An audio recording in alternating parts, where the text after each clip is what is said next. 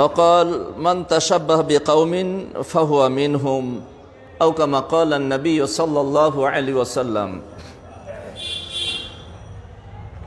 শুরুতে সেই মহান স্রষ্টা রব্বুল আলামিনের নিমিত্তে প্রশংসা জ্ঞাপন করছি, যার অশেষ অনুগ্রহে প্রতি জুমার ন্যায় আজকেও নানান ব্যস্ততাকে পরিত্যাগ করে জুমার সালাত আদায় করার লক্ষ্যে বংশাল মালিবাগ পিয়ালাওয়ালা জামে মসজিদে সমবেত হতে সক্ষম হয়েছি।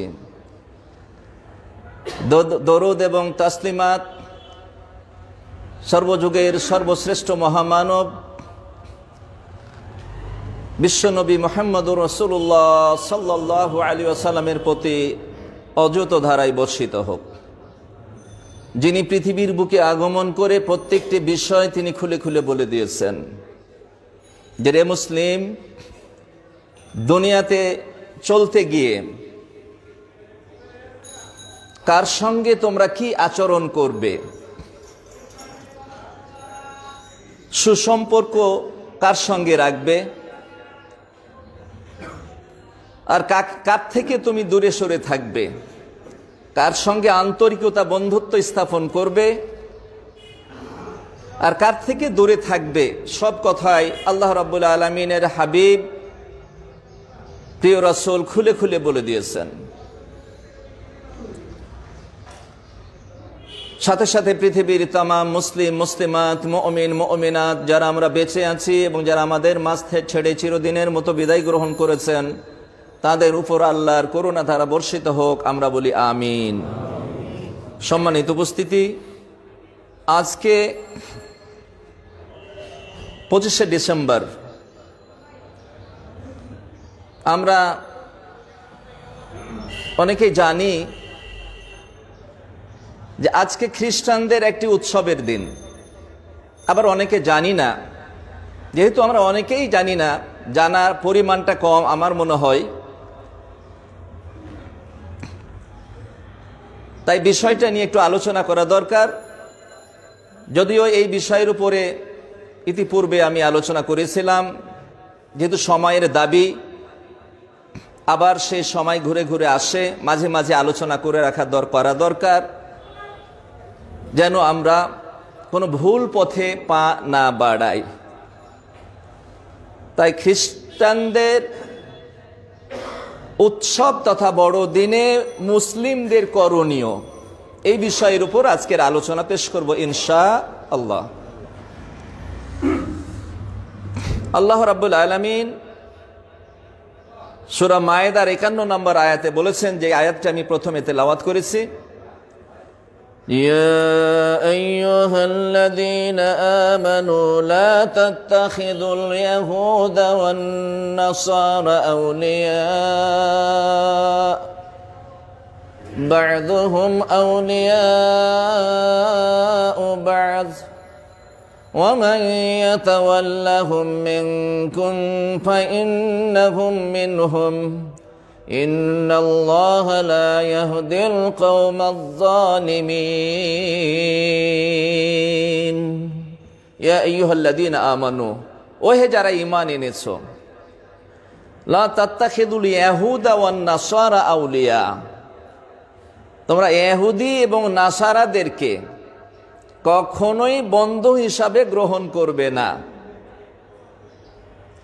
বা'দুহুম আউলিয়া ও বা'জ, আল্লাহ রাব্বুল আলামিন সাবধান করে দিচ্ছেন যে ওদেরকে তোমরা যতই ভালোবাসো না কেন, ওদেরকে তোমরা যতই মহব্বত করো না কেন, ওদের সঙ্গে তোমরা যতই আন্তরিকতা দেখাও না কেন, ওরা কিন্তু তোমাদের বন্ধু হবে না, ওরা কিন্তু তোমাদেরকে ভালোবাসবে না,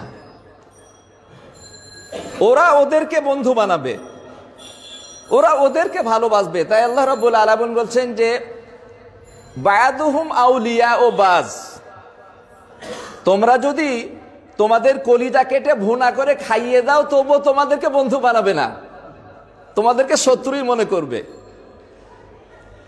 কারণ ওরা একজন আরেকজনের বন্ধু, ওদের ছাড়া অন্য কাউকে ওরা বন্ধু মনে করে না। তারপরে আল্লাহ রাব্বুল আলামিন বলছেন অমাই ইয়াতাওয়াল্লাহু মিনকুম, এই নিষেধাজ্ঞার পরেও তোমরা যদি কেউ এর পরেও তাদেরকে বন্ধুরূপে গ্রহণ করো তো তোমরা তাদের অন্তর্গত হয়ে যাবে, তোমরা ইহুদি হয়ে যাবে, তোমরা খ্রিস্টান হয়ে যাবে, তোমরা নন মুসলিম হয়ে যাবে। তাহলে ওদেরকে আপনি আন্তরিকতার সঙ্গে ওদেরকে বন্ধু গ্রহণ করলেই আপনার ঈমানটা শেষ। আল্লাহ রাব্বুল আলামিন সাবধান করে দিচ্ছেন আপনাকে আমাকে।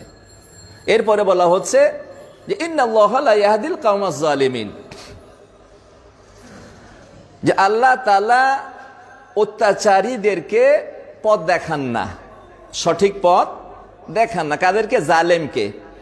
এখানে যারা মুমিন হওয়ার পরেও নন মুসলিমকে বন্ধুরূপে, অন্তরঙ্গ বন্ধুরূপে গ্রহণ করবে তাদেরকে বলা হচ্ছে জালেম।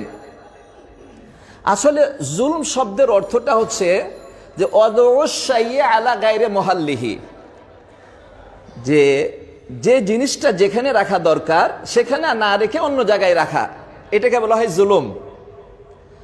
অদৌসাইয়ে আলা গায়রে মুহাল্লিহি, কোন জিনিসকে তার আপন জায়গাতে না রেখে অন্য জায়গাতে রাখাটা হচ্ছে জুলুম। তো একজন মুমিনকে বন্ধু হিসাবে গ্রহণ করা দরকার, এটাই ছিল তার বাস্তবতা এবং আল্লাহর নির্দেশনা। তো মুমিন যখন তার আসল কাজটা, ভালোবাসাটা যেখানে যাওয়া দরকার সেখানে না দিয়ে ভালোবাসাটা যদি গায়ের মুসলিমকে দেয়, নন মুসলিমকে দেয়, এটাই হয়ে গেল অদৌসাইরে আলা গায়রে মুহাল্লিহি, মানে যাকে ভালোবাসা দেওয়া দরকার তাকে না দিয়ে অন্যদেরকে ভালোবাসা দেওয়াটাই হচ্ছে জুলুম। আর আল্লাহ রাব্বুল আলামিন বলছে এই জালেমদেরকে আল্লাহ রাব্বুল আলামিন হেদায়েত করেন না। অন্য আয়াতে আল্লাহ রাব্বুল আলামিন পরিষ্কার করে বলে দিয়েছেন যে রে মুসলিম, রে মুমিন, তোমরা খুব ভালো করে শুনে রাখো, তোমাদের শত্রু হচ্ছে 4 প্রকার। মুমিনদের শত্রু পৃথিবীর বুকে 4 প্রকার। এরা তোমাদেরকে কোনোদিনই যে ভালোবাসবে না, এদের কাজই হলো তোমাদের জড় কাটা, এদের কাজই হলো তোমাদের কিসে ক্ষতি হবে, এদের কাজই হলো তোমরা বিপদে পড়লে তারা আর চোখে মুচকি মুচকি হাসবে। এটা কোরআন বলে দিয়েছে, লা তাজিদান্না আশাদ্দান নাসি আদাওয়াতান লিল্লাযিনা আমানু আল ইয়াহুদ ওয়াল্লাযিনা আশরাকু। বলা হচ্ছে যে মুসলিমদের জন্য, মুমিনদের জন্য সবচাইতে মারাত্মক দুশমন কে? আল ইয়াহুদ। প্রথমে বলা হচ্ছে ইহুদ, আর পরে বলা হচ্ছে আল্লাযিনা আশরাকু, যারা শিরকবাদী।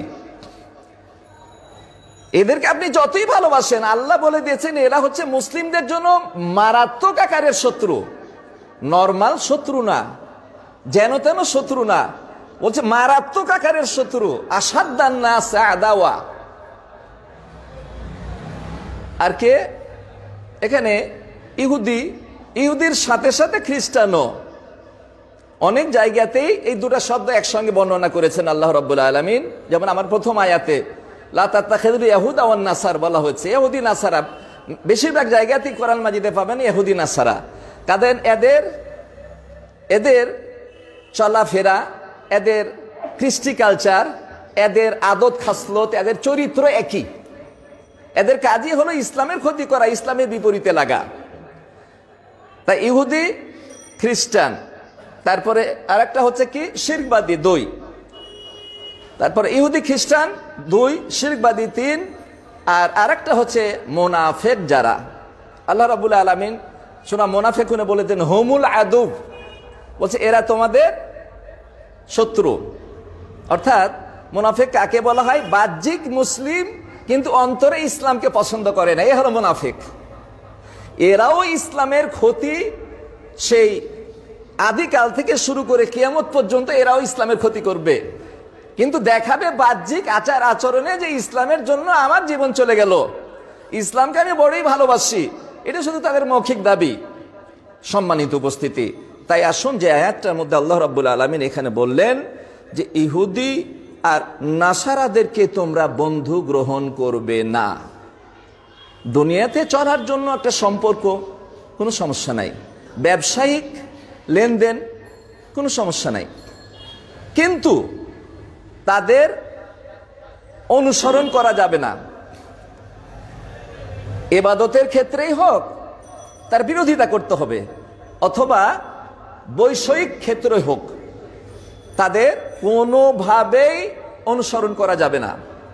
আর অন্য হাদিসের মধ্যে আল্লাহ রাব্বুল আলামিন এইভাবে বলে দিলেন যে লাইসা মিন্না মান তাশাব্বাহা বিগাইরিনা, সে ব্যক্তি আমার উম্মত না যে নন মুসলিমদের সঙ্গে সাদৃশ্য স্থাপন করে। অর্থাৎ একজন নন মুসলিম যা করে সেও তা করে। একজন নন মুসলিম খ্রিস্টান ইহুদি এদের উৎসবকে এরাও উৎসব মনে করে, এরা আমার উম্মত হতে পারবে না। এটা কার কথা? আল্লাহর কথা, আল্লাহ রাসূলের কথা, এবং তাদের থেকে সব সময় দূরে থাকতে বলা হয়েছে। এরপরে বলেছে ওয়ালা তুসাব্বিহুল ইয়াহুদা ওয়ান নাসারা, আবার পরিষ্কার করে বলা দেওয়া হয়েছে যে ইহুদি এবং নাসারাদের সাদৃশ্য অবলম্বন করবে না, কোনো জায়গাতেই করবে না। এরপরে বলা হচ্ছে মান তাশাব্বাহা বিকাউমিন ফাহুয়া মিনহুম, যে যে জাতির অনুকরণ করবে সে সেই জাতিরই সাব্যস্ত হয়ে যাবে।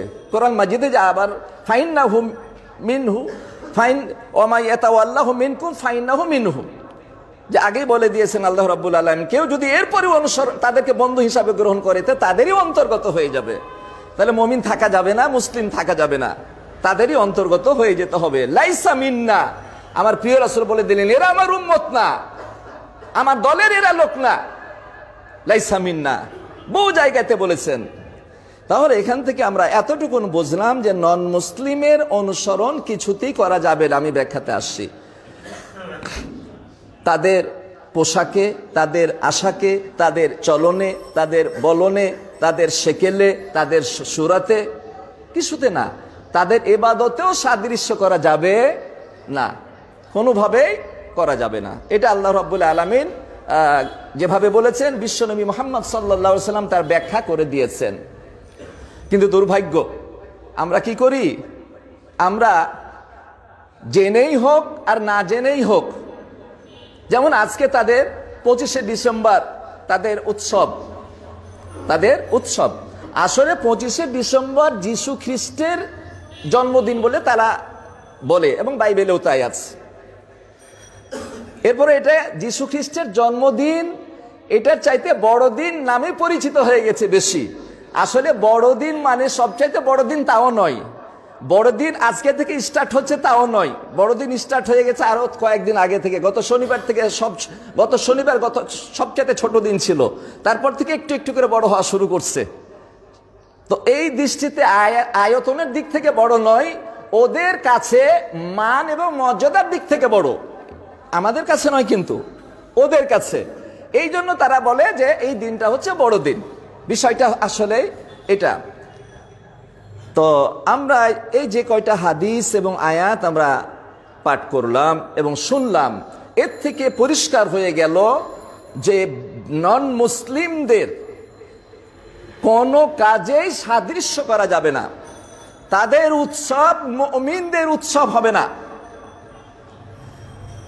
তাদের ধর্ম আলাদা, তাদের কৃষ্টি আলাদা, তার চরিত্র আলাদা, তার নেচার আলাদা। কারোর সাথে কারো মিলে না, মিলে না। তাদের সংস্কৃতি আলাদা, মুসলিমের সংস্কৃতি আলাদা। প্রত্যেক জাতির আপন আপন সংস্কৃতি রয়েছে, প্রত্যেক জাতির আপন আপন উৎসবের পদ্ধতি রয়েছে। একজনের সংস্কৃতি অন্য জাতির জন্য সেটা অপসংস্কৃতি। যেমন ধরেন, যদি আমি উদাহরণ দিয়ে বলি, মুসলিম একটা কাজ করবে, কাজের শুরুতে কি বলবে? বিসমিল্লাহ। কিন্তু হিন্দু যদি সেই কাজটা করে তাহলে কাজের শুরুতে বলবে হরিরাম। আর যদি খ্রিস্টান করে যিশু খ্রিস্টের নাম নিবে। আর বড়ুয়া যদি করে, বুদ্ধিস্ট যদি করে, তাহলে তাদের নেতার নাম নিবে। এটাই হলো বাস্তবতা, এটাই তো সংস্কৃতি, এটাই তো কৃষ্টি। এখন এমন একজন মানুষ, সে মসজিদেও নামাজ পড়লো, আবার বের হয়ে গির্জাতেও কিছুটা তপস্যা করলো, আবার বের হয়ে মন্দিরেও যদি পূজা পার্বণ করে, তাহলে আপনি তাকে কি বলবেন? আপনি তাকে কি বলবেন? মুসলিম বলবেন, হিন্দু বলবেন, খ্রিস্টান বলবেন, কোনটা বলবেন? আপনি এতটুকুনি বলবেন যে ওর মাথাটা নষ্ট হয়ে গেছে। আসলে স্বাভাবিক সে রোগাক্রান্ত, স্বাভাবিক অবস্থায় নাই, এটা তো আপনি বলবেন। আচ্ছা, এখন একজন মুসলিম যদি সে ঈদও পালন করে, তার বছরে 2টি ঈদ, আবার খ্রিস্টানের বড়দিনও যদি পালন করে, আবার হিন্দুদের উৎসবেও যদি হাজির হয়, তাহলে একে বললেন পাগলদের ব্যাপারে আপনি কি উক্তি করবেন? একে তো পাগল বলা দরকার। একে কেমনে আপনি মুসলিম বলবেন? কারণ আল্লাহ বলছে যে যার সাদৃশ্য করবে রাসূল, সে তার মতো হয়ে গেল। সম্মানিত উপস্থিতি, তাই ধর্ম যার যার, উৎসব সবার, কথাটা সঠিক নয়। ইসলাম সম্পর্কে, দিন সম্পর্কে এটা অজ্ঞতার কথা। দিন সম্পর্কে যার জ্ঞান আছে সে কোনোদিন এই কথা বলতে পারে না, এই কথা কেউ বলতে পারবে না। ধর্ম যার যার, উৎসব তার তার, এটা সঠিক কথা। আচ্ছা বলেন, ধর্ম যার যার, উৎসব যদি সবার যদি হয়, আপনি তো এমন একজন মুসলিম, বা যদি আমি কোনো যুবককে টার্গেট করে বলি, যুবক তুমি এমন একজন যুবক, মুসলিম যুবক, তুমি খ্রিস্টানদের বড়দিনও পালন করো, আবার সাকিব হাসানের মতো ওই পূজা মণ্ডলে গিয়ে উদ্বোধনের দিনও হাজির হয়ে যাও, তাহলে তোমাকে আমি কি বলবো? তোমাকে কি বলবো? আচ্ছা বলো তো, তুমি উত্তর দাও যুবক, তুমি উত্তর দাও।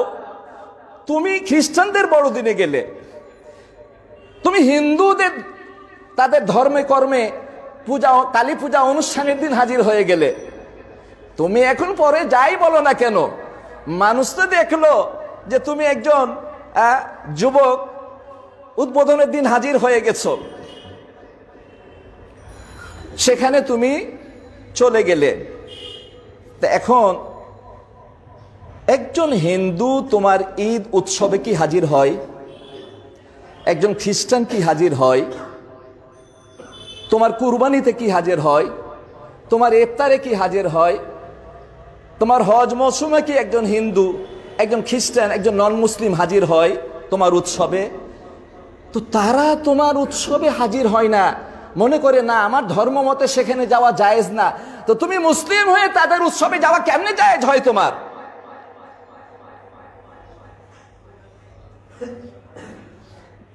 বিবেকের কি বদহজম হয়ে গেল নাকি? বিবেক বলে কি কিছুই নাই?